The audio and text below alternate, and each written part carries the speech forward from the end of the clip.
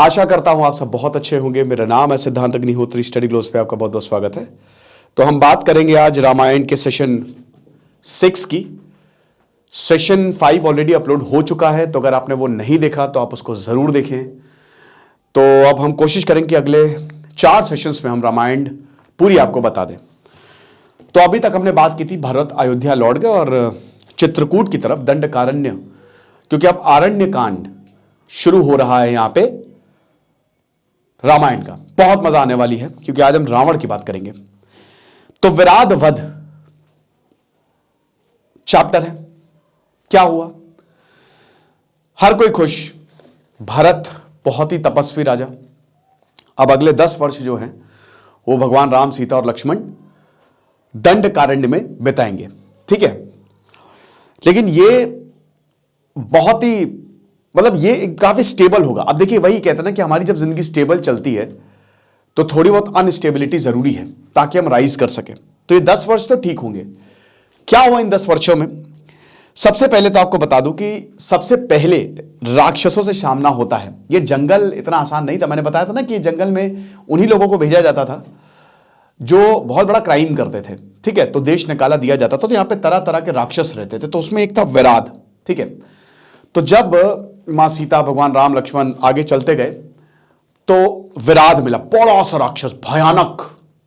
देख के हंस रहे अरे तुम लोग आ गए, क्या कर सकते हो, ऐसी की तैसी कर देंगे, ये वो फलाने ढमाका। मां सीता को उठा लिया और जैसे ही मां सीता को उठा लिया वो घबरा गई। भगवान राम भी घबरा गए। भगवान राम भी बोलने लगे कि अब पता चला कि कैकेयी ने क्यों हमको ये श्राप दिया था, माता ने। भाई जब घबराता है इंसान, देखिए भगवान राम को यहां पे इंसानी स्वरूप में दिखाया है। तो जो इंसान की कमियां है ना, वो आप में, वो उनमें आपको देखने को मिलेगी। भगवान का गुण है, ठीक है, लेकिन वो इंसान की तरह पे यहां पे आए हैं। तभी रावण जो है, अभी रावण परेशान हो जाएगा।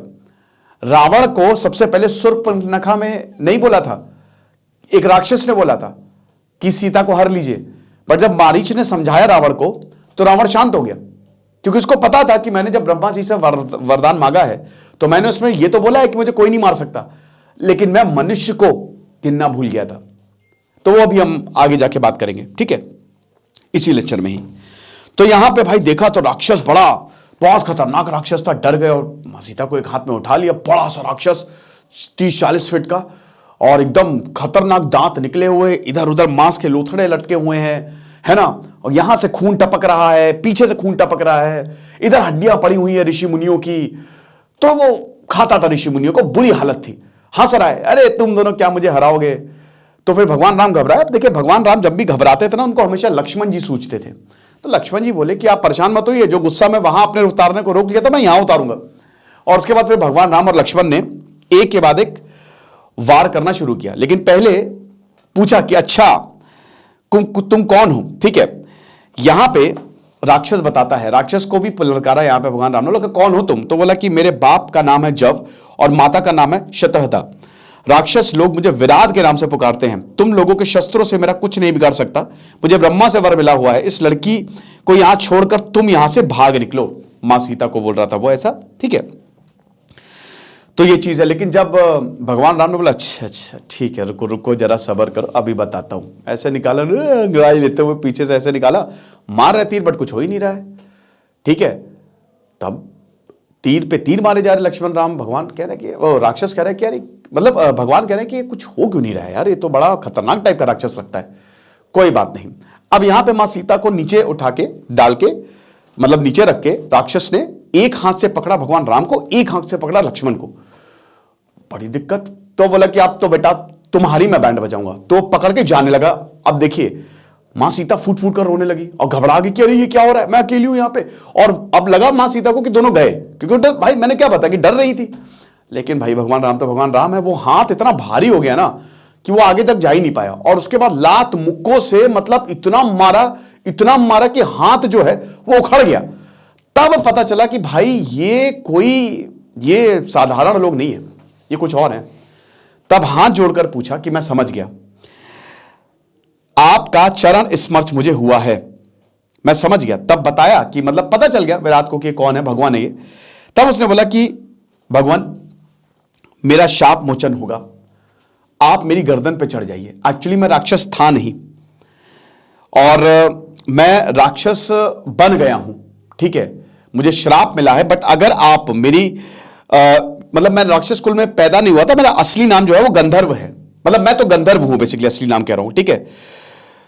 तो जब तक मेरा शाप खत्म नहीं होगा आप मुझे पुराने रूप में नहीं देख सकते। आप मेरे टुकड़े टुकड़े करके भूमि में गाड़ दीजिए, क्योंकि 2 हाथ ऑलरेडी उखाड़ दिए थे, एक लक्ष्मण ने उखाड़ दिया, एक भगवान राम ने उखाड़ दिया। तो फिर वहां पे टुकड़े टुकड़े करके जो है उनको गाड़ दिया, और उसके बाद विराट जो है वो शाप मुक्त और अपनी असली रूप में आया और बहुत आशीर्वाद दिया, और भगवान राम और लक्ष्मण सीता जो है वो आगे चल गए। मतलब ये चीजें जो है वो आने आएंगी अभी आने वाले समय में। फिर उसके बाद ऋषि शरभंग के आश्रम की ओर चले गए आगे जो है, ठीक है। अब वहां पे जो वयोवृद्ध मुनि थे, जब देखा, सबसे पहले तो ये बात फैल गई कि अरे विराट क्योंकि एक ऐसा राक्षस था ना जिसने बहुत तबाही मचा रखी थी, सैकड़ों सालों से वहां पे घूम रहा था, और ऋषि मुनि डरते थे, उनको खा के उनकी हड्डियां फेंक देता था, ठीक है। तो जैसे ये पता चला, अरे वाह वाह वाह, बहुत जय जयकार हो गई पूरे जंगल में भगवान राम की, ठीक है। कहां यहां भगवान राम का यही देखिए, यही एक सीख है कि आप जहां पे भी जाए ना, आप अपनी अच्छाइयों से ना आप सब कुछ मंत्रमुग्ध हो सकता है, ठीक है। तो चाणक्य ने भी बोला ना कि जो अच्छाई है वो फूलों की तरह, जैसे फूलों की महक होती है ना, वो हर जगह फैल जाती है। तो यहां पे भगवान राम की जय जयकार होने लगी। तो ऋषि मुनि आए, यहां पे जो मुनि है उन्होंने कहा कि मैं तुम्हारी तो प्रतीक्षा कर रहा था, इस शरीर को छोड़कर जाने का समय आ गया है, मैं तुम्हें एक बार देख लेना कि चाह ने मुझे अभी तक जीवित रखा है, अब मेरी मनोकामना पूरी होगी, मेरे पुण्य कर्मों के सभी फल तुम्हें मिल गए, ठीक है ना। तो ये चीज है। अब आगे जो श्री राम मतलब बताते हैं, जो मुनि कहते हैं कि तुम्हें यहां रहने का मैं एक अच्छा सा स्थान बताता हूं, ठीक है, और तुमको यहां की सारी जानकारी जो है वो मिल जाएगी। अब उसके बाद फिर जब ये पता चला विराट, तो हर कोई इनसे मिलने आया और बहुत खुश किया, अरे आप चिंता मत करिए। लेकिन यहां पे ऋषि मुनियों ने कुछ मांगा, ठीक है ना, आप ये समझिए। इससे पहले ऋषि मुनियों ने खूब सेलिब्रेट किया, यहां पे गले लगाया और बोले, हे धर्म रक्षक, तुम्हारा स्वागत है, तुम्हारे आने से आश्रम में प्रकाश आ गया है, समझ लो कि तुम्हें इस देश के स्वामी हो, बस तुम्हारी ही प्रतीक्षा से हम दिन गिन रहे थे। मेरे कानों तक पहुंच गया था कि तुम राज्य से निकल गए हो और चित्रकूट के वास करने आ रहे हो। मेरे सारे पुण्य कर्मों का फल तुम्हारे काम आए, उनसे तुम्हारी धर्म पत्नी सीता और भाई लक्ष्मण को भी लाभ हो, ठीक है ना। तो ये सब सारी चीजें हुई हैं, ठीक है। और यहां पे जो अब देखिए क्या हुआ कि अब इधर जंगल में दंडकारण्यक में यहां पे रहना है, 10 वर्ष तक यहां पे रहे। लेकिन आपको बता दूं कि सारे मुनि प्रसन्न तो थे, बट उनका एक मतलब भी था, ठीक है। भगवान राम थे। अब जैसे अब होता है ना कि आप कोई हीरो आ जाए तो हर कोई बहुत ज्यादा खुश हो जाता है, ठीक है। तो यहां पे हुआ ये कि ये बोला कि देखिए आपको कुछ मैं बताना चाहता हूं, जो ऋषि मुनि थे वहां पे बोला, ठीक है, भगवान राम को कि आपसे कुछ कहना चाहता हूं मैं, अगर आप उसको स्वीकार करेंगे तो हम बहुत धन्य हो जाएंगे। अब देखिए वाल्मीकि जो है, मां सीता को यह आभास हो गया था कि आगे आने वाले समय इतना आसान नहीं होगा, हो सकता है 13 वर्ष ऐसे गुजर जाए, लेकिन हम कुछ ना कुछ गड़बड़ कर रहे हैं, यह मां सीता को आभास था। अब ये वाल्मीकि जो है वो आने वाले जो प्रॉब्लम्स होने वाली वो मां सीता को उसकी सूचना दे देते हैं और आपको भी सूचना दे देते हैं। देखिए कैसे होता है। तो जैसे ही श्री राम ने एक जिम्मेदारी ली, क्या ली, यहां पे ऋषि मुनियों ने बोला कि हम चाहते हैं कि आप जो यहां पे जैसे राक्षस हमको बड़े परेशान करते हैं, है ना, हम यज्ञ नहीं कर पाते और आप तो राक्षस के भी पालनहार हो, तो हम चाहते हैं कि आप राजा की तरह यहां पे रूल करो, हम अपना काम कर लें और आप इन राक्षसों से निपट लो, क्योंकि ये बहुत ही अधर्मी है, ये किसी को भी यहां पे टिकने नहीं देते, कोई भी अच्छा काम होने नहीं देते, तो बस हम यही चाहते हैं कि आप इतना कर लो। अब देखिए मां सीता, भगवान राम ने बोल दिया कि मैं वचन देता हूं कि आपको आज के बाद कोई प्रॉब्लम नहीं होगी, राक्षसों को मैं देख लूंगा, ठीक है, सब कुछ हो गया, बढ़िया हो गया। लेकिन अब मां सीता के मन में संदेह। अब देखिए मां सीता क्या कहती हैं, ठीक है, मां सीता बहुत एक वैलिड पॉइंट उठाती है कि मेरी मतलब मुनिवर, अगर आप मतलब अगर आप बुरा ना माने तो मैं आपसे एक सवाल पूछना चाहती हूं, ठीक है। तो भगवान राम ने कहा कि पूछो, क्या दिक्कत है। तो सीता ने अत्यंत मधुर वाणी से अपने प्रीतम से कहा, मेरे स्वामी आप नाराज ना हो। देखिए कितनी बढ़िया तरीके से यहां पे संवाद हुआ है ना, वाल्मीकि और कम्मन ने कितने शानदार तरीके से, ठीक है। तो मेरे स्वामी आप नाराज ना हो कि मैं कोई टीका कर रही हूं, यानी कि कोई संदेह कर रही हूं, बट मेरे मन में जो बात उठी है मैं आपको बता देती हूं। अब यहां पे देखिए, आप धर्माधर्म की बात सोच लें, फिर निर्णय करें कि हमें क्या करना चाहिए। मैं थोप नहीं रही हूं, अच्छा ये एक बहुत अच्छी, ऐसे नेगोशिएट करना चाहिए किसी को ऑर्डर नहीं देना चाहिए, उसे रिक्वेस्ट करनी चाहिए, तब चीजें बेटर होती हैं, ठीक है। अब यहां पे मां सीता ने बोला कि देखिए आपने वचन दे दिया है ना, कि आप राक्षस से उनकी रक्षा करेंगे, बट मेरा एक बात समझिए, राक्षसों ने हमारा तो कुछ बिगाड़ा नहीं है ना। राक्षस का अपनी प्रवृत्ति है, उनका अपना बिहेवियर है, वो उस बिहेवियर को करते हैं। अगर हमने उनका नहीं कुछ बिगाड़ा और हम उनके काम में हस्तक्षेप कर रहे हैं, तो इसका कार्मिक इफेक्ट हम पे ना पड़ जाए। अगर मतलब मुझे इस बात का डर है, ये यहां पे मां सीता ने बोला कि हमने तो चीर वलकल वस्त्र जटा जूट धारण करके व्रत नियम ले रखे हैं, मतलब हम तो संत की तरह हैं।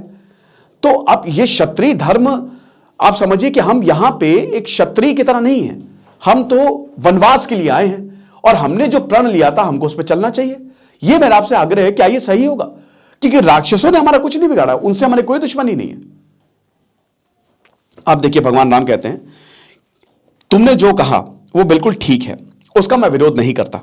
और बहुत ही प्यार से बहुत अच्छे से पुचकारते हुए मां सीता को भगवान राम बताते हैं किंतु वास्तव में पीड़ित सदाचारी ऋषियों की रक्षा करना शासक ना होते हुए भी मेरा क्षत्रिय धर्म है, कि मेरा क्षत्रिय धर्म है। सबसे पहले मैं क्षत्रिय हूं और मेरा धर्म यह कहता है कि कहीं अधर्म हो तो उसको मिटाना पड़ेगा।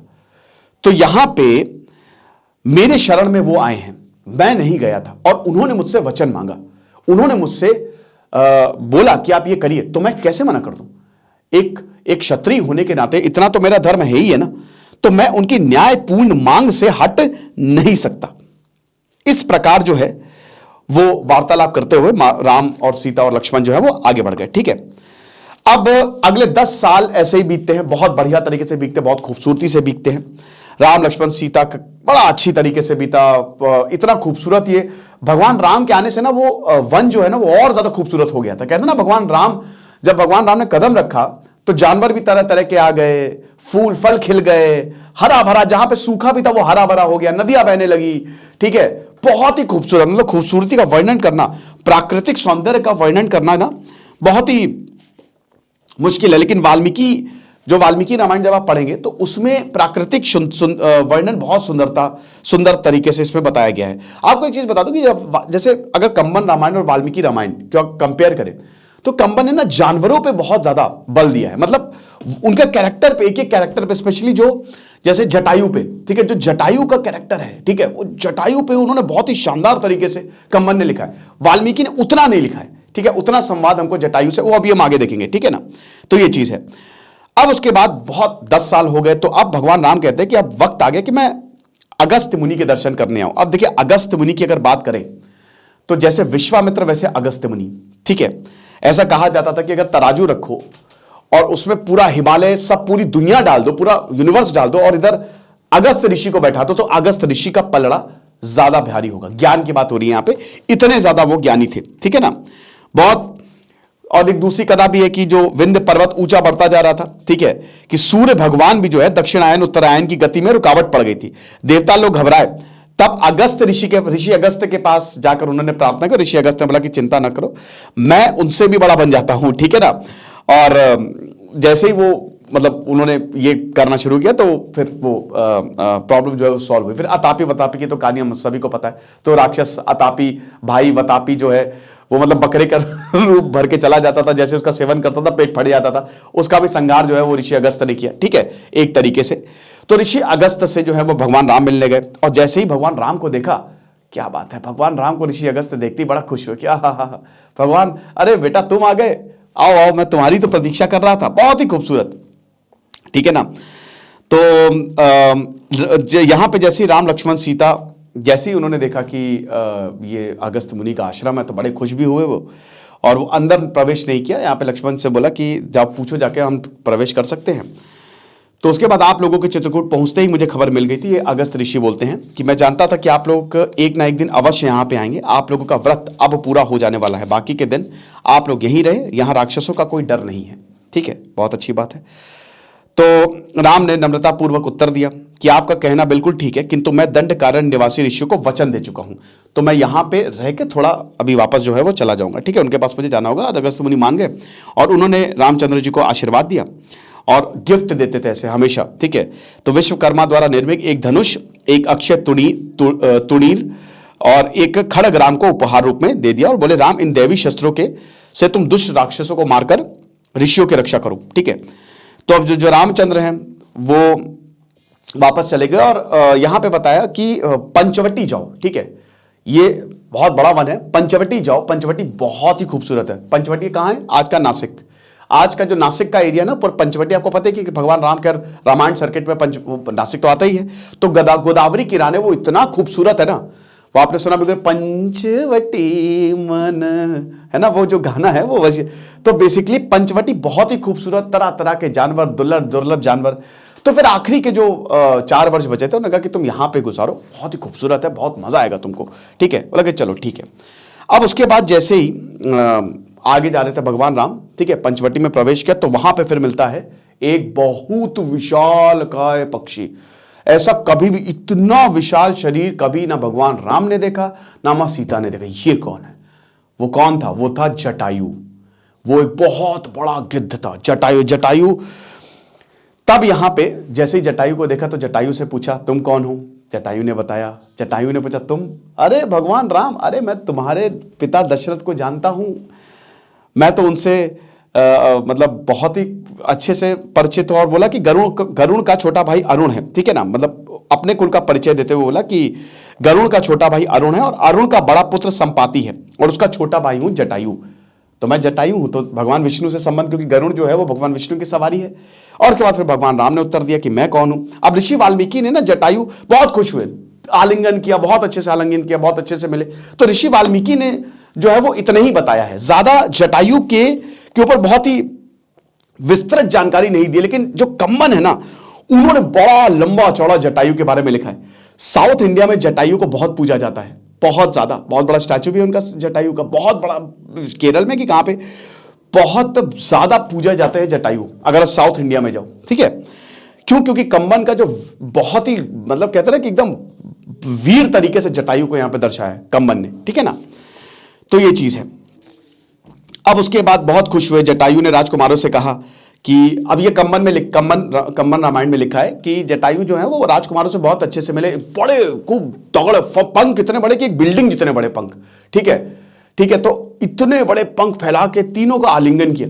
और उसके बाद ये बोला कि अरे बहू है मेरी सीता, तो तुम लोग जब खाने के लिए जाओगे ना, बाहर खाना जुटाने के लिए, तो तब मैं बहू सीता की रक्षा करूंगा। और मुझे बहुत खुशी हो रही है कि तुम यहां पे पधारे हो। इस पल का भी मुझे बहुत समय से इंतजार था और कोई आंच नहीं आने दूंगा। मेरी जान चली जाएगी लेकिन सीता पे मैं कोई आंच नहीं आने दूंगा, मेरी बहू की तरह है। तो बोला कि चलो बहुत बढ़िया है। अब दोस्तों वहां पे फिर पर्णशाला जो है वो बनाई जाती है। अब लक्ष्मण जो, तो मैंने बताया कुटिया बनाने में एकदम जबरदस्त थे, माहिर थे, तो उन्होंने तुरंत जो है विदिन अ सेकेंड बहुत बढ़िया तरीके से उन्होंने बना दिया। और उसके बाद फिर जो माँ सीता, भगवान राम और लक्ष्मण जो है बहुत अच्छे से रहने लगे। लेकिन अब चीजें बदलेंगी। अब होती है इसमें शूर्पणखा की एंट्री। तो पंचवटी पहुंचे, वहां रहना शुरू किया, बहुत ही खूबसूरत। अब यहां पे जब यहां पे थे, ठीक है, भगवान राम, तो भरत की बहुत याद आती थी। तो लक्ष्मण कहते थे कि भरत की पिता भैया बहुत याद आती है। तो भगवान राम कहते थे कि भरत वाकई में क्या तेजस्वी राजा है, उसने भी सन्यास का जीवन एक तरीके से लिए, क्योंकि उसने राजा को उन्होंने बोला था कि मैं एकदम, आप समझिए कि मैं दास बन के रहूंगा।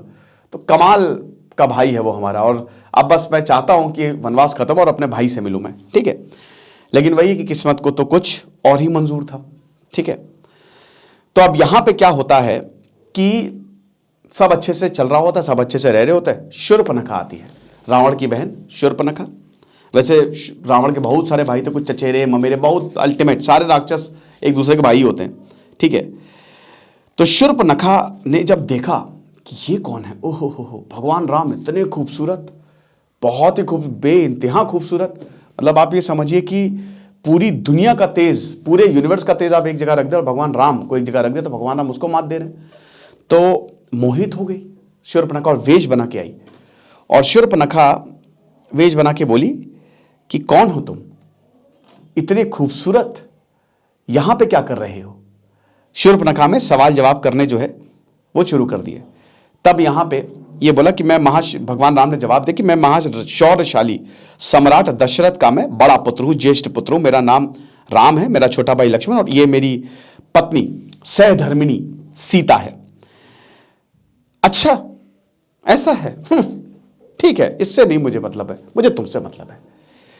फिर भगवान राम ने बोला कि तुम तो लेकिन मुझे राक्षसी कुल की जो है वो दिखाई देती हो, मेरी कुटिया किस तरफ, क्या वजह है जो मेरी कुटिया में आई तुम? शूर्पणखा ने भी उत्तर दिया कि विश्रवा के पुत्र राक्षसों के अधिपति महापराक्रमी रावण का नाम तो तुमने सुना ही होगा। हाँ, मैं उसकी बहन हूं, मेरा नाम शूर्पणखा है। मेरे दो भाई हैं, उनके नाम है विभीषण और कुंभकर्ण, दोनों महाबली हैं। इसी जंगल में रहने वाले खर दूषण भी मेरे भ्राता हैं। उनके शरीर बल और पराक्रम को यहां हर कोई जानता है, किंतु मैं उनके अधीन नहीं हूं, मैं स्वाधीन हूं। मेरा जो मन करता है, मैं स्वतंत्र हूं, मैं वही करती हूं। तुम्हारे योग्य पत्नी तो मैं ही हूं। ये कहां छोटी सी पत्नी तुम लिए घूम रहे हो, इसको तो मैं अभी मार दूं। मां सीता के लिए उन्होंने कहा खत्म कर दूंगी मैं, ठीक है। और ये तुम चिंता ना करो राम, तुम मेरे साथ बहुत खुश रहोगे, मैं अभी लक्ष्मण और सीता इन दोनों को खत्म करके खा जाती हूं, ठीक है। तब फिर यहां पे राम थोड़ा सा अजीब लगा उनको, लेकिन उनकी हंसी छूट गई भगवान राम की, और उन्होंने बोला हे सुंदरी, मुझ पर इच्छा अच्छा है, तुम्हारे दुख जो है वो मतलब एक तरीके से जो तुमने इच्छा प्रकट की है मुझे अच्छा लगा, लेकिन मैं क्योंकि शादीशुदा हूं तो मैं ये ऑफर जो है वो एक्सेप्ट नहीं कर सकता। बेटर है कि आप लक्ष्मण के पास जाए। थोड़ा मजाक करने का यहाँ पे भगवान राम और लक्ष्मण का जो है वो मूड था, ठीक है ना। तो अब राम को छोड़कर तुरंत राक्षस फिर लक्ष्मण के पास दौड़ी, ठीक है। अब देखने में लक्ष्मण भी एकदम राम जैसे ही थे, तो बोली कि चलो हे वीर पुरुष, मेरे साथ अभी चलो, हम दोनों इस वन में साथ साथ घूमे फिरेंगे, मौज करेंगे। लक्ष्मण से बोला। लक्ष्मण ने राम से लक्ष्मण ने भी थोड़ा मजाक किया। लक्ष्मण बोले कि अरे पगली, तू ठहरी राजकुमारी, क्या बात कर रही है, मैं तो सेवक हूं। अरे राजकुमार तो असली राम है, तो उनके पास जाओ, राम तुझको बहका रहे हैं, राम की दूसरी स्त्री बन जा, बहुत मजा आएगा। ये ऐसा लक्ष्मण जो है हंसी ठिठोली करते हुए करते हैं, ठीक है। लेकिन यहां पे शूर्पणखा जो है इससे चिढ़ गई, ठीक है। और अब जो है वो मां सीता को उल्टा सीधा बोलने लगी कि ये कैसी औरत है, कीड़े जैसी औरत है, तुम इससे शादी कर दोगे, मैं इसको खत्म कर दूंगी, मैं इसको मार डालूंगी, ऐसी की तैसी। अब जैसे ही वो मां सीता की तरफ लपकी, तुरंत यहां पे प्रहार किया लक्ष्मण ने और अपनी तलवार से उसका कान और नाक काट दी। तो वैसे ही वो कुरूपणी थी, अब ये करके और ज्यादा कुरूपणी रख लगे, बहुत ज्यादा। अब यहां पे शूर्पणखा जो है वो बहुत ही ज्यादा गुस्से में, और वो वापस लौट गई, रोते रोते जो है वो भाग गई जंगल की ओर। अब सीधा पहले रावण के पास नहीं गई शूर्पणखा, खर और दूषण के पास गई, जो उसके भाई थे। तो यहां पे खर और दूषण से बोला कि देखो मेरा क्या हाल कर दिया, तुम्हारी बहन का क्या हाल कर दिया। खर ने बोला अरे किसकी इतनी हिम्मत, हम राक्षस हैं, हम यहां पे रूल करते हैं, हम रावण के भाई हैं, इतनी औकात किसकी है जो मेरी बहन का ऐसा काम करते। कहता नहीं, मैं कुछ नहीं जानती, तुम उसको सबक सिखाओ, मैं कुछ नहीं जानती, उसको मारो। अच्छा, यहां पे जो है ना बहुत बेइज्जती हुई थी शूर्पणखा की, तो बदला लेना चाहती थी किसी भी तरीके से, ठीक है। तो यहां पे यही है कि जो खर है उसने कहा कि आप तुम चिंता ना करो, मैं अपनी पूरी सेना लेके जा रहा हूं, पता चलना चाहिए। अच्छा देखिए, यहां पे प्रभावी वही होता है, प्रभाव दिखाना था यहां पे खर को, तो खर जो है वो पूरी सेना लेके गया। डर का पूरा बिजनेस है, तो राक्षसों ने डराया हुआ था। अब भगवान राम अकेले और भगवान मतलब लक्ष्मण और राम अकेले, ठीक है। तो पूरी सेना, सैकड़ों की सेना जो है वो राक्षस आ गए, भयानक। तो अब यहां पे भगवान राम और लक्ष्मण जो है वो देख रहे हैं, लगा अच्छा ओके कोई बात नहीं, ठीक है। तो यहां पे राक्षस जो है वो भगवान राम से लड़ते हैं। बस भगवान राम ने एक तीर चलाया, एक तीर में ही सैकड़ों राक्षस खत्म, खेल खत्म हो गया। खर बोला अरे ये क्या हुआ, एक राक्षस यहां पे, एक राक्षस के पैर की धूल भी नहीं, यहां पे आदमी जो रहते हैं, इसने सैकड़ों राक्षस को बस चुटकी बजाते। असली थेनोस तो ये है, ये मैं ऐड कर रहा हूं, ये क्या हो गया। कोई बात नहीं, युद्ध हुआ और भगवान राम और लक्ष्मण ने हर मतलब धूल चटा दी, ठीक है, कोई बचा ही नहीं, इधर मार रहे हैं उधर गिर रहे हैं, ठीक है, एकदम खेल की तरह था भगवान राम के लिए। अब दूषण जो है, दूषण आया, दूषण बड़ा राक्षस, तो उसमें फिर युद्ध हुआ भगवान राम के साथ, बट भगवान राम ने उनको भी मार दिया। खर आया, खर को भी मार दिया, और बहुत ही आसानी से मारा। खर जो है पहले फिर गदा से लड़ने लगा, तो गदा से भी मार दिया, तो बचा ही नहीं खर, सब खत्म, पूरी सेना राक्षस की यूं खत्म। तब शूर्पणखा को ये बहुत दैवी पुरुष है, ऐसे ये नहीं मानेंगे, ठीक है ना। बहुत ही दिक्कत है, हजारों राक्षसों को यूं मार दिया था भगवान राम ने, बोला कि अरे बाप रे बाप, ठीक है ना।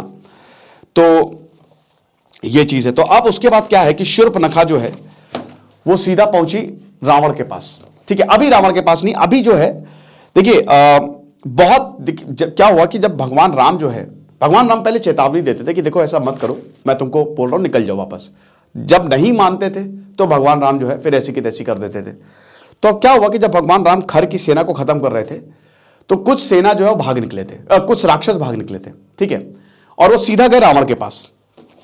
अब ऐसे ही एक राक्षस था अकंबन, ठीक है, और यहां पे अकंबन जैसे ही रावण को बोला कि अरे तुमको पता है हमारे साथ क्या हुआ, दो तेजस्वी पुरुष ने हम सबको खत्म कर दिया, और वो ऐसे बता रहा है जैसे बड़ाई कर रहा हो कि अरे पूरी सेना गई, खर और दूषण भी मर गए, खत्म हो गए आपके भाई, समझ रहे हैं।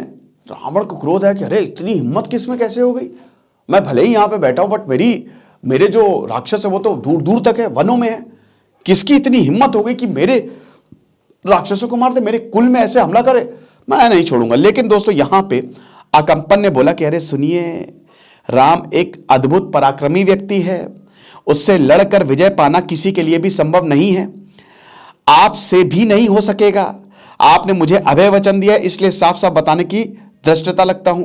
राम को मारने का एक ही उपाय है, उसकी जो स्त्री है। अब अकंपन सबसे पहले राम की मतलब मां सीता के बारे में बताता है कि वो बड़ी खूबसूरत है उनकी स्त्री, और वो अपनी स्त्री, उसके प्राण बसते हैं उसमें, तो आप उनको उठाइए, है ना, आप उन पे हमला करिए। अगर आप उनको उठाएंगे तो फिर राम अपने आप मर जाएगा, सिंपल सी बात है।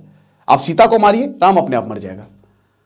तो रावण को लगा हाँ यार आइडिया है, और रावण तो वैसे भी भाई भले ही जितना भी बड़ा विद्वान हो, लेकिन भाई अब रावण को अब जस्टिफाई कैसे कर सकते हैं, दूसरे की औरत उठा ली उसने, ये क्या हो गया, ठीक है। तो आप ये समझिए कि जो रावण है वो वैसे भी काम वासना में लिप्त तो रहता ही था काफी ज्यादा, भाई कांड तो रावण ने किए ही है ना बहुत सारे, तो अब काम वासना उसके ऊपर भारी होने लगी। बोला कि ठीक है चलो चलते हैं, और उसके बाद फिर रावण जो है वो निकल गया कि अच्छा कंपन, मैं तेरी बात मान लेता हूं, कल ही रथ पर चढ़कर सीता का हरण करने यहां से निकल जा पड़ूंगा, ठीक है। फिर उसके बाद बादलों के बीच में जब गुजरता था तब बिल्कुल चांद जैसा दिखाई देता था। रावण पहले ही अपने संबंधी मारीच के पास गया। मारीच जो है संबंधी था रावण का, और मारीच जो है वही पंचवटी में जो है, मतलब ये पूरे फॉरेस्ट में, क्योंकि भाई मैसेंजर्स रहते हैं, तो मारीच से बोला अरे सुनो, जैसे ही बोला हेलो, खटखटाया रावण, कोई है, पुष्पक विमान से गया था, मारीच देखा रावण आए, अरे बाप रे, एकदम सन्नाटे में आ गए। तो अरे आप कहां से आ गए, अरे आ गए, तो एकदम अरे अरे बैठिए बैठिए, अरे भैया क्या बात है।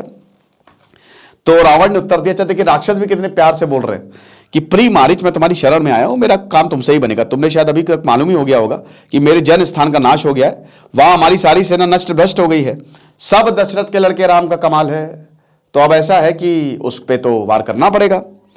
तो मारीच ने बोला कि हाँ ठीक है, आगे बताइए प्लान क्या है। प्लान यही कि सीता को उठा लूंगा।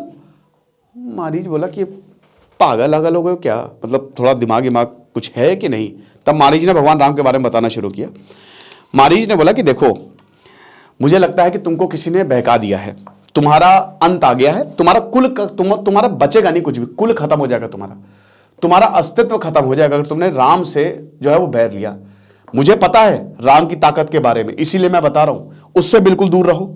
और भाई सिंपल सी बात है, तुम यार कैसा प्लान है तुम्हारी कि तुम किसी की बीवी उठा रहे हो, यही प्लान है, ऐसा मत करिए, आप गलत है भैया, आप दशाग्रीव रावण ने मारीच, मतलब आप दशानंद हैं आपकी, क्या आप छोड़िए, क्या होता रहता है। देखिए अब आप झगड़ेंगे, युद्ध होगा, आपको ही नुकसान होगा, आप ही मरेंगे। तो रावण ने बोला हाँ बात तो सही है, अरे गए तो गए, क्या करना है, मैं अपने उसमें खुश हूं, ठीक है। और अगर ये होता तो रामायण होती ही नहीं। तो रावण वापस से लौट गया, मारीच की बात मान के रावण वापस लंका चला गया कि हाँ बात तो तुम्हारी सही है, समझदारी वाली बात कह रहे हो Marich, good, very good, keep it up, अच्छा हुआ मैंने तुमको यहां पे रखा है। अब रावण जो है वो वापस अपने सिंहासन पे बैठ गया। अब थोड़ा सा हम रावण के डिस्क्रिप्शन के बारे में बात कर लेते हैं कि उसकी कांति घी से प्रज्वलित अग्नि की भांति चमक रही थी। अब तक उसने किसी से भी हार नहीं मानी थी। भाई देवताओं को जीत लिया था रावण ने, देवताओं को जीत लिया था, आपको समझ है ना, सबको उल्टा टांग दिया था, ठीक है, शनि को उल्टा कर दिया, मतलब इंद्र से झाड़ू पोछा खरवा रहा है। भाई देवता उसके नतमस्तक हो गए थे, देवलोक को जीत के लिया रावण, इतना बहुत ताकतवर था, राक्षसों में राक्षस रावण सबसे ज्यादा ताकतवर था। और भगवान से भगवान शिव हो गया, शिव भक्त, आपका भगवान ब्रह्म, सबसे वरदान मिले हुए थे रावण को, तो उसको मारना बहुत मुश्किल था, वो दैवीय था, आप समझ रहे, but in a negative sense. तो अब यहां पे यही बहुत बड़ी बात है कि कोई कितना भी ज्यादा ताकतवर और घमंड उसको ले डूबता है, ठीक है। तो कभी कभी अच्छा हाँ, भगवान रावण को यह भी याद आ गया था कि हाँ यार बात तो सही, क्योंकि वो एक मानव है राम जो है, और मैंने ब्रह्म से ये मैं भूल गया था कि मानव से मेरा जो है वो विनाश हो सकता है। ये बात बिल्कुल सही है। तो अब वही है कि देव असुरों में युद्ध में शामिल होते रहते के कारण उसके जो रावण के पूरे शरीर है उसमें घाव थे, क्योंकि बहुत सारे युद्ध में शामिल हुआ था, पूरे शरीर पे घाव थे।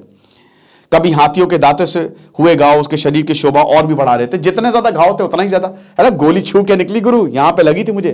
हर कोई अगर इस तरीके की पराक्रमी चीज होती है दिखाता ही है, शो ऑफ करता है। तो रावण भी शो ऑफ करता था। देवताओं को सताने में, यज्ञ हवनों को बिगाड़ने में अथवा स्त्रियों पर जोर जबरदस्ती करने में उसका कोई साथी नहीं था। ये रावण की आदत थी। देव असुर गण उसके नाम मात्र से कांपने लगते थे। दूसरों के दुख में उसे आनंद आता था। उसके ऐश्वर्य का क्या कहना था। राजा कुबेर से बढ़ चढ़कर धन संपदा उसके पास थी, कुबेर से भी ज्यादा। लंका सोने की थी, बिना मृत्यु के भय के मनमानी रीति से राज्य करता था। अब सोचिए ना कि जब इंसान के पास इतना कुछ है तो उसके पास घमंड आएगा ही आएगा कि मैंने कुछ बिगाड़ ही कह सकते, मेरे पास सब है और इतनी ताकत है, कोई कुछ नहीं कर सकता। अगर सोचिए आप अगर ऐसे हो जाए तो आप तो कि क्या भैया चालान काटोगे ऐसे की तैसे, मतलब कोई कुछ नहीं कर सकता, है ना। ये हिसाब के साथ था।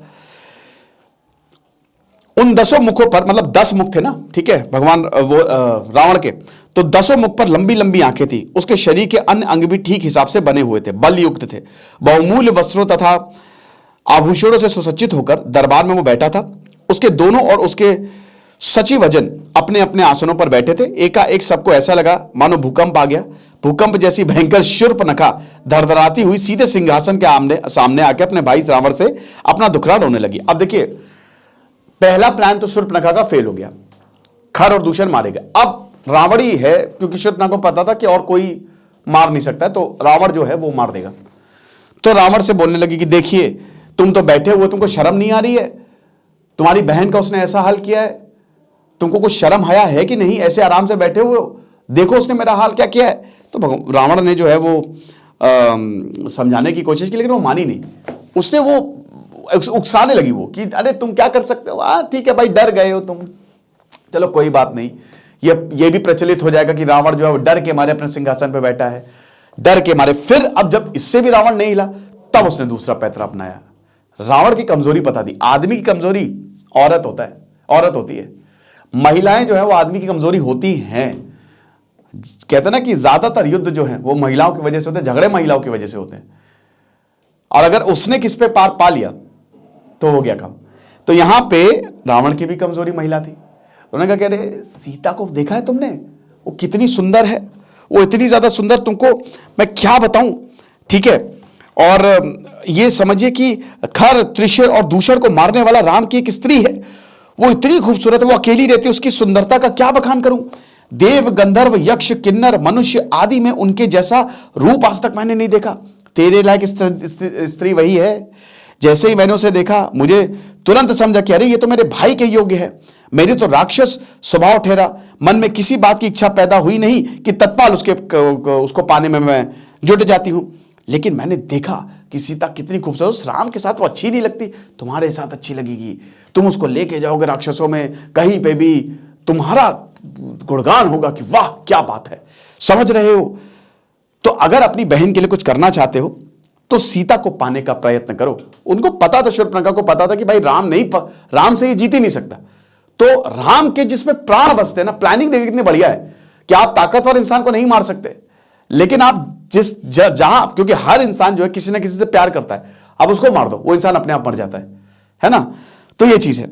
तो सीता को उठा ला जल्दी से और राम को दंड दे, तब पता चलेगा तेरे कुल का अपमान हुआ है, तुझे कुछ सीख है कि नहीं।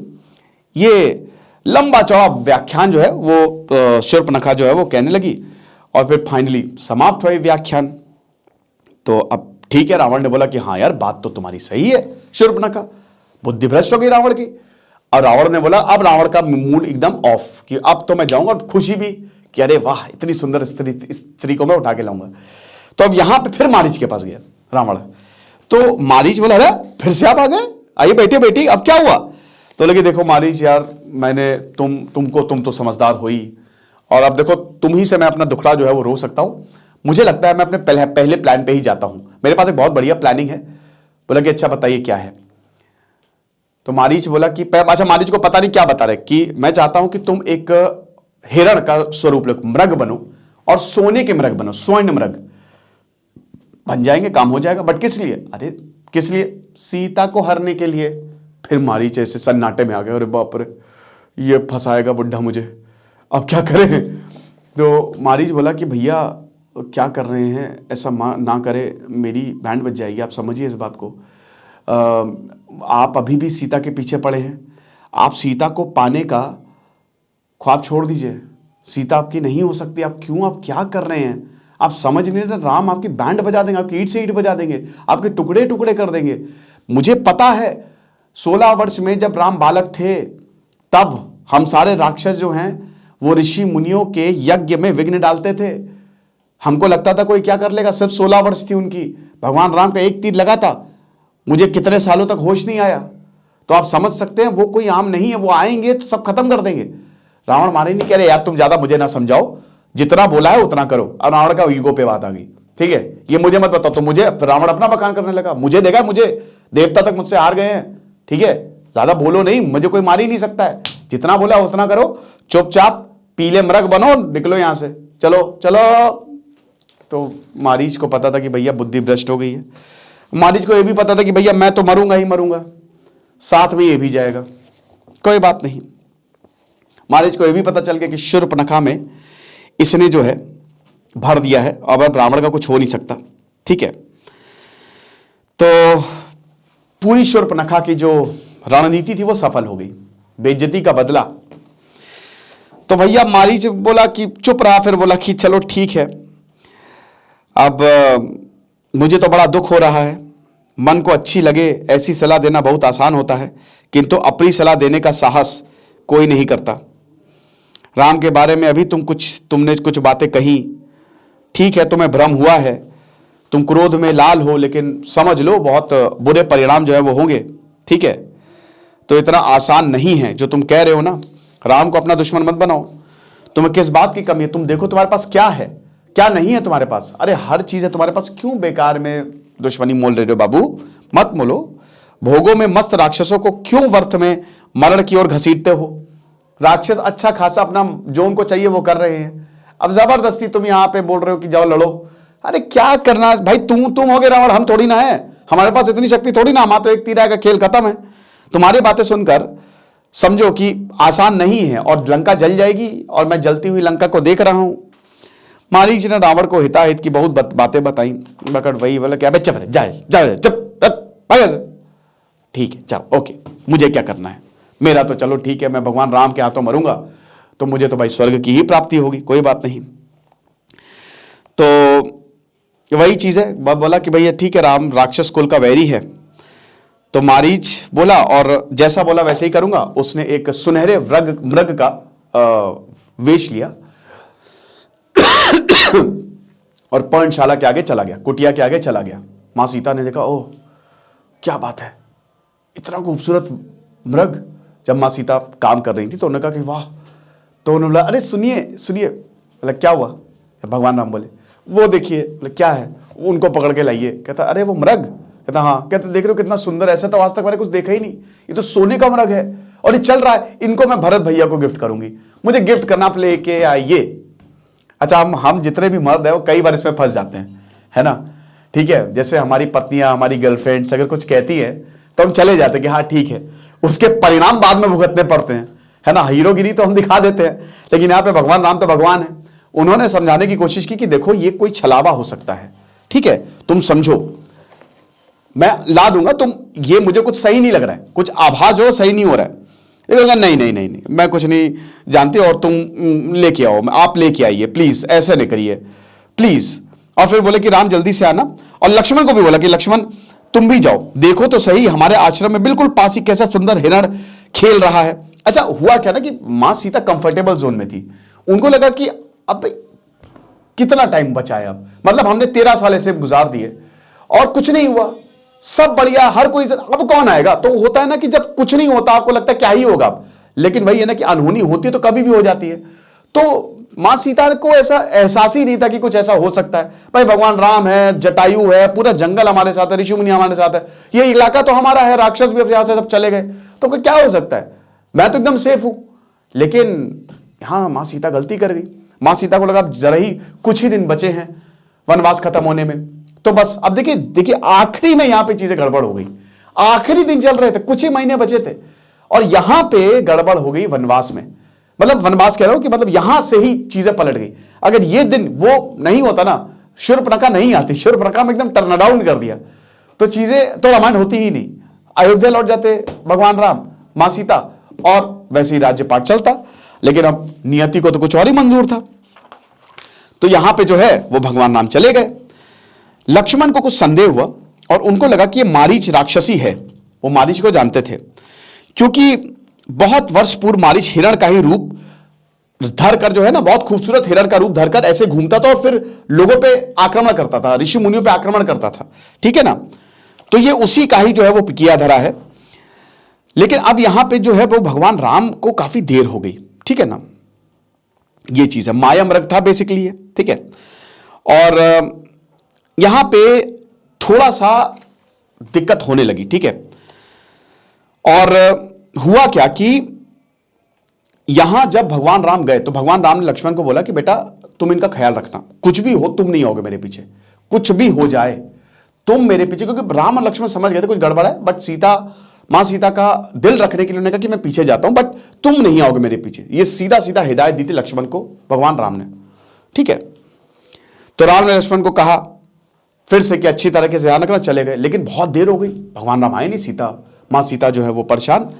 अब जैसे ही भैया मारीच को देखा, तुरंत यहां पे मारीच को पता था कि मैं मरने वाला हूं, मारीच जो है वो मर गया। यहां पे एक तीर चलाया, लेकिन अब अपने असली रूप में आ गया मारीच, ठीक है। और जैसे अपने असली रूप में आया, उसने भगवान राम की आवाज में चिल्लाया, हाय सीते हाय लक्ष्मण, बस। और ये आवाज सीधा मां सीता के कान में गूंज गया। मां सीता डर गई, अरे बाप रे बाप, ये क्या हुआ। तब लक्ष्मण को कहने लगी कि मतलब ये बहुत दिक्कत हो गई, लक्ष्मण जाओ जाओ तुम जल्दी जाओ। अरे लक्ष्मण ने अनसुना कर दिया, तो बोलने लगी कि नहीं नहीं लक्ष्मण तुम चुपचाप क्यों खड़े हो, मेरे पति विपदा में फंसे हैं, तुम्हारे भाई विपदा में फंसे हैं। लक्ष्मण ने फिर भी नहीं बोला। अरे लक्ष्मण, राक्षसों ने उनको फंसा लिया है, उनको घेर लिया है, तुम क्या कर रहे हो, जाओ। लक्ष्मण कुछ नहीं बोले, लक्ष्मण एकदम इग्नोर करते रहे। तुम्हारा भाई राक्षसों के बीच फंस गया है, दौड़कर उन्हें बचाने जाओ, कैसे भाई हो तुम। अब यहां पे जानकी को, सीता को, मां सीता को क्रोध आने लगा, गुस्सा आने लगी वो कि कैसा आदमी है, ये जा ही नहीं रहा। अब वो सब कुछ भूलने वाली थी। अब वाल्मीकि रामायण में तो इसका अच्छे से दोनों ही रामायण में, कंबन रामायण में, वाल्मीकि रामायण में, दोनों में ही इसका अच्छे से वर्णन किया है। मां सीता ने लक्ष्मण को खूब सुनाया, इतना सुनाया, इतना सुनाया। लेकिन लक्ष्मण बोले मां सीता से कि देवी मेरी बात सुनिए मां, पहली बात भगवान राम को कोई कुछ नहीं कर सकता, आप उनके ऊपर संदेह क्यों कर रही हैं। आपने देखा नहीं क्या, आपने तो देखा ही है, वो एक कैसे लाखों राक्षसों को अपनी उंगलियों पर नचा के फेंक दें। आप किसके ऊपर, आप परेशान मत होइए, मुझे आपके साथ रहने दीजिए। लेकिन भगवान लक्ष्मण को बहुत उल्टा सीधा बोल रही थी, और बोल रही थी ऐसे बोला, ये मैं आपको वर्णन करके बताना चाहता हूं। अरे सुमित्रा के लड़के, तू मेरी वैरी बन गया है, अब तक इतना ढोंग करता रहा, मालूम होता है कि तू इसी प्रतीक्षा में था कि कब राम मरता और कब मैं उसकी स्त्री तुझे मिलती। अरे बाप रे, ये जब लक्ष्मण ने सुना, लक्ष्मण तिलमिला उठे। लक्ष्मण ने कहा कि ये क्या सुन रहा हूं मैं। लेकिन अब मां सीता ने सारा आवेश खो दिया और बहुत उल्टा सीधा जो है वो कहने लगी, बहुत ज्यादा, ठीक है। जब हद से ज्यादा ये हो गया तो फिर लक्ष्मण ने बोला कि ठीक है मैं जाता हूं, और अब मैं देख तो रहा हूं क्या होने वाला है, मैं जा रहा हूं, जैसा आप कहें मैं जाता हूं उनके पास। लेकिन मैं देवताओं की शपथ खाता हूं, मुझ पर शक ना करो, मुझे सही नहीं लग रहा, मेरे ऊपर आरोप लगाने आप मत लगाइए, ये गलत है। सीता ने डांट कर कहा कि राम की आवाज उस दिशा से, वहां पे जाओ। तो लक्ष्मण बोले कि ठीक है मैं जा रहा हूं। और फिर मां सीता, जब लक्ष्मण तब भी नहीं जा रहे थे, तो उन्होंने कहा कि अगर तू नहीं गया तो मैं यहीं मर जाऊंगी, आग जलाकर उसी में कूद पड़ूंगी, गले में फांसी लगा लूंगी, गोदावरी में डूब जाऊंगी, पहाड़ से नीचे कूदकर जान दे दूंगी, जहर पीकर प्राण दे दूंगी, तू सोचता क्या है। चिल्लाने लगी। तब लक्ष्मण असहनीय होकर बोले कि ठीक है मैं जाता हूं, मां सीते मैं जाता हूं, तुम्हारे कहने से भैया की आज्ञा का उल्लंघन करके तुम्हें अकेला छोड़कर चला जा रहा हूं, तुम्हारा मंगल हो, वन के देवता तुम्हारी रक्षा करे। हाय रे, बड़ा शकुन क्यों दिखाई दे रहा है, मेरे मन में ऐसी घबराहट क्यों हो रही है, मैं कुछ समझ नहीं पा रहा हूं, मैं वापस आकर तुम्हें भैया के साथ देख सकूंगा कि नहीं, तुम ही मुझे धकेल रही हो, मैं जाता हूं। लक्ष्मण चल पड़े। अब जैसे ही लक्ष्मण चल पड़े, हाथ में कुमंडल लिए, त्रिदंड लिए, काशाय वस्त्रधारी, परिव्राजक वेशधारी, कपटी सन्यासी सीता की कुटिया के सामने आकर खड़ा हो गया। यह था रावण। ठीक है, देखिए जो लक्ष्मण रेखा है ना, वो आपको ना ही कम्मन ना ही वाल्मीकि में आपको देखने को मिलेगी। ठीक है, तो राजा जनक की पुत्री ने शास्त्रों में बताए गए शिष्टाचार के अनुसार उनका स्वागत किया। कपटी सन्यासी तो आपको समझिए रावण था। तो अब यहां पे राक्षस होने पर भी सीता के प्रति रावण की चाह केवल पाशविक न थी, महापापी होने पर भी, कच्चा मांस खाने वाले कुल में पैदा होने पर भी उसने यही सोचा था कि पहले सीता की सम्मति लूंगा। यह बहुत बड़ी थी रावण में बात, कि उन्होंने छुआ नहीं था, रावण सीता को छुआ नहीं था, बोला कि पहले मैं सम्मति लूंगा, उसके बाद सीता से शादी करूंगा। सिंपल। तो यह चीज है। अब जैसे ही वो आया उनकी कुटिया में, आसन पर बैठकर पत्ते, सारे फल आदि जो भी था मां सीता के पास वो रख दिए। ठीक है, अब रावण जो है वो एकदम निर्लज होकर मां सीता की प्रशंसा करने लगा। ठीक है, कि सुंदरी तुम कौन हो, कितनी खूबसूरत हो तुम, इतने बड़े राक्षसों के बीच अकेली कैसे रहते हो। अब शिष्टाचार के अनुसार भी मां सीता जो है वो प्रश्नों के उत्तर जो है वो देते जा रही थी। ठीक है, रावण भी धीमे धीमे अपना परिचय दे रहा था, अपना नाम बताया, अपने कुल की महिमा का गान करने लगा, ये कि भैया देखो ऐसा ऐसा है। और उसके बाद राम के बारे में हल्की बातें करने लगा कि राम क्या है, कुछ नहीं, राम तो खाली ऐसे ही है। हे काम रूपणी, तुम मेरी रानी बन जाओ, हम तुम बड़े आराम से लंका में रहेंगे। ओ, जैसे ही भगवान मतलब मां सीता ने सुना, तब समझ लिया कि ये बहुत बड़ी प्रॉब्लम में फंस गई हैं, बहुत बड़ी विपत्ति में फंस गई हैं। महापतिव्रता और धर्मिष्ठा थी वो, जनक की पुत्री थी, पर वो घबराई नहीं। उल्टा रावण से गरज के बोली, अरे नीच दुष्ट, तू यहां मरने आया है क्या? जान बचानी है तो दूर भाग जा, इसी घड़ी निकल जा यहां से, समझ रहा, वरना अभी राम आएंगे, ऐसी की तैसी हो जाएगी, तो निकलो यहां से। फिर अब लेकिन डर तो था ही, तो बोलने लगी, हे राम तुम कहां हो, हे लक्ष्मण, हे उत्तम भक्त, मैंने क्यों हट करके तुम्हें भेज दिया। अब सीता मां को अपनी गलती का एहसास जो है वो हो रहा था। हर एक पेड़ पत्ते पशु पक्षी को पुकार पुकार कर कहने लगी, तुम राम को बताना कि सीता को रावण आकाश मार्ग से उड़ा ले गया है। ठीक है, ये चीज है। अब ये सब हुआ, तो जैसे ही यहां पे हम ये देखते हैं कि ये जब बातें बढ़ने लगी, तो एकदम से रावण ने अपना सन्यासी वेश उतार के फेंक दिया और विकराल रूप में उठ खड़ा हुआ। और उसके बाद यहां पे मां सीता को वो पुष्पक विमान में उठाकर ले गया। और जैसे ही ये हुआ, जटायु ने देख लिया, जटायु ने वचन दिया था कि कुछ भी नहीं होगा बहू को। और जटायु ने जैसे ही देखा कि हे लंकेश रुक जाओ, मेरी बात सुनो, मैं भी एक जमाने में तुम्हारी तरह एक राजा था, मेरा कहना है कि तुम्हारे गौरव की कोई हानि नहीं हो सकती, तुम ये जो कर रहे हो वो सर्वथा निंदनीय है, विशेषकर एक राजा के लिए तो ऐसा करना बिल्कुल सही नहीं है, तुम समझो, वरना मरने के लिए तैयार हो। रावण ने बोला, जाए चाह पक्षी छोटे से, अरे इधर आया जटायु। जैसे ही आया, जटायु ने भयानक हमला किया रावण के ऊपर। आप ये समझिए कि रावण की दोनों भुजाएं काट दी, उसकी तलवार नीचे फेंक दी, लेकिन जैसे ही जटायु एक भुजा काटता वो भुजा दोबारा आ जाती, क्योंकि वो तो वरदान था। रावण के रथ को खत्म कर दिया उसने, है ना, चकनाचूर कर दिया रावण के रथ को। और रावण, आप ये समझिए कि बहुत बुरी तरीके से रावण से लड़ा जटायु, ठीक है ना। और भयानक संग्राम हुआ, बट रावण ने फिर अपनी तलवार निकाली और जटायु के पंख काट दी। जटायु भी घायल हुआ, ऐसा नहीं है, लड़ते लड़ते जटायु भी घायल हुआ, बहुत ही कड़ी टक्कर दी। और अल्टीमेटली जो है वो रावण जो है वो मां सीता को ले गया, और यहां पे मां सीता का हरण हो गया। ठीक है, तो ये चीज है। अब जब ये बात सामने आई, तो यहां पे भगवान राम जो है, मतलब जब भगवान राम और लक्ष्मण को ये बात पता चली, तो फिर भगवान राम ने तो अपनी सुध-बुध खो दी। रावण जो है मां सीता को ले गया। राम लक्ष्मण जब वापस आए तो चीजें बहुत ही खराब हो गई थी। अब आगे क्या हुआ, हनुमान जी की एंट्री, अब इंटरवल के बाद की कहानी हम अगले पार्ट में देखेंगे। तो आई होप आपको समझ में आया होगा। अब सेशन 7 दोस्तों 10 दिन बाद आएगा, मैं आपको पहले बता दे रहा हूं, ठीक है। कोशिश करूंगा कि मैं 29 या 30 तारीख तक ले आऊं, बट थोड़ा सा लेट ही आएगा, आप मान के चलिए। खुश रहिए, पढ़ते रहिए। दिस इज सिद्धांत अग्निहोत्री साइनिंग ऑफ।